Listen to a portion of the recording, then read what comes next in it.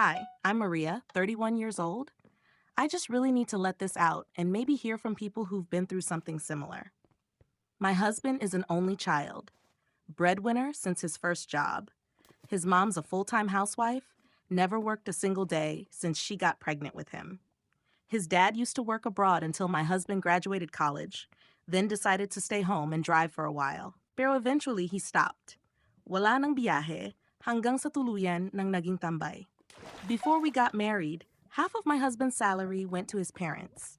He was also paying for a car na technically sila rin naman ang gumagamit.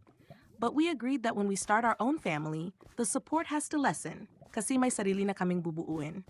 Now, even with our baby, we're still giving them 25K monthly plus the car payments. Honestly, mabigat na. Minsan hindi ko na alam kung paano kakasya. I tried talking to my husband about it, told him we can't do this for long. May anak na kami. May mga kailangan siyang unahin. Pero ang hirap, kasi sanay na sila. His parents don't even try to find a way to help themselves. My feel is still strong, not a senior citizen yet, pero walang effort to earn or even cover their own daily needs. Ngayon, mas malaki pang budget nila kaysa sa anak namin. I can't even buy new clothes for our baby sometimes because I'm trying to make everything fit. I feel guilty, pero nairita rin ako. Kasi habang kami ni husband pinipilit pagkasyahin ang lahat, sila parang kampante lang. Is it wrong to feel this way? Unfair ba kung maramdaman kong parang inaabuso na yung kabaitan ng asawa ko?